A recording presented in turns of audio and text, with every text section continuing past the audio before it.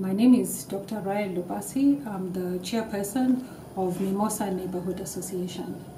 My problems with Runda Association began in 2020 when I suspect a drunk driver hit my gate and also damaged my electric fence.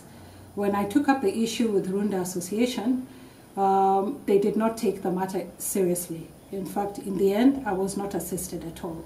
I tried to join the association as an official. So I did an email to the association and requested for them to provide the documents or the forms required for me to become a member. Now that in itself was a tall order. But eventually I got the nomination papers. I filled that in and submitted to the association. And somehow nothing happened. I never heard from the association. And so it was in 2021 that I now started speaking to other Runda residents to find out if there was a way that we could get a few of us to join the association as officials in order to take care of the interests of Runda residents.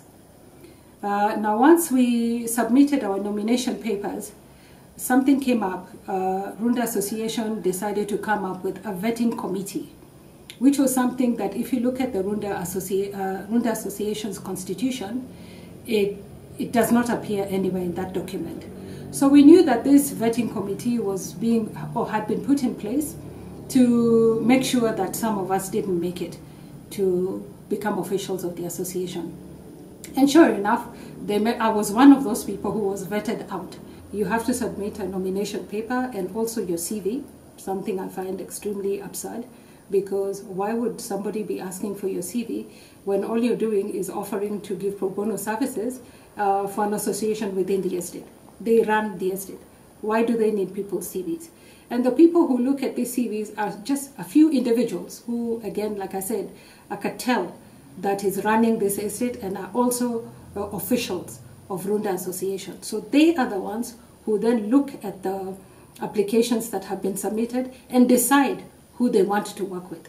So most of the times it is their cronies who work with them. During this time I was able to look at the Runda Association constitution, and there's no doubt that it is a flawed constitution. This is a constitution that was written by colonialists way before some of us came to this estate. Now, why is it that the people who've come in, or people who joined the association as officials a long time ago, we're talking 30 years ago, have never changed this constitution? It must be because it serves their selfish interests. Now, one of the issues that I have with that constitution is that you're not allowed as a member to exit the association, and yet membership of an association is voluntary. So these are some of the things that we raised as a group in 2021 when we were trying to get into the leadership positions of the association, and were completely disregarded. And so that was the reason why we now formed Mimosa Ridge Neighborhood Association. And this is an association that is supposed to take care of the interests, the welfare of Runda residents, making sure that Runda residents have affordable water running from their taps. You have a choice. If you want to get your water from Runda Water, you get your water from there.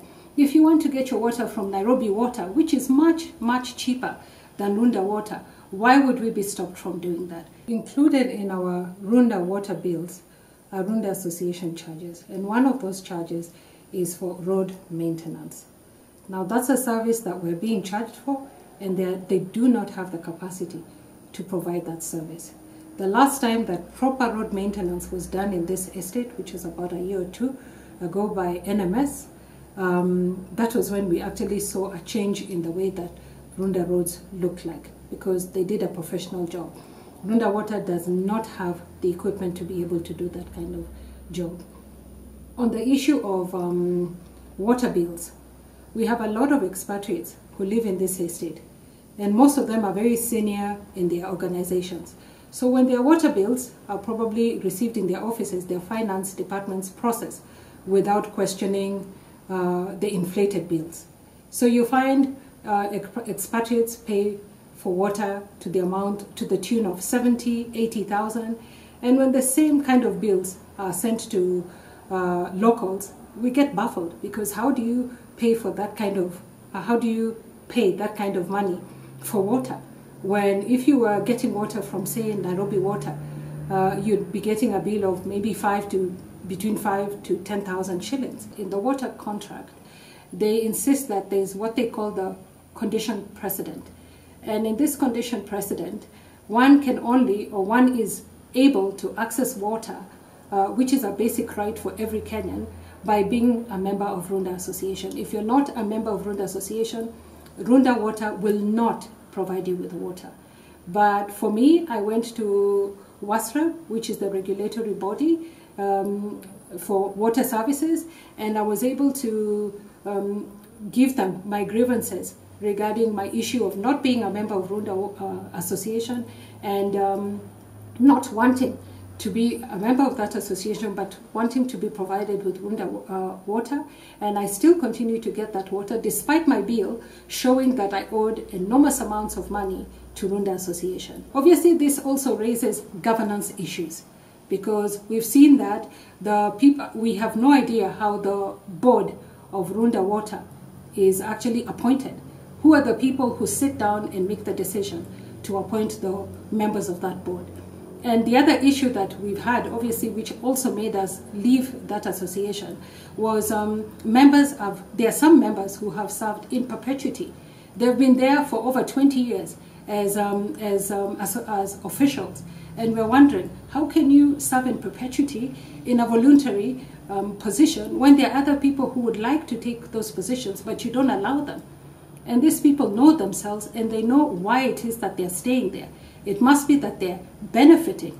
They must be getting financial gain, which nobody else knows about. And you can imagine our estate has 1,200 residents. You need to have a proper structure in place to be able to make sure that all 1,200 households are catered for properly.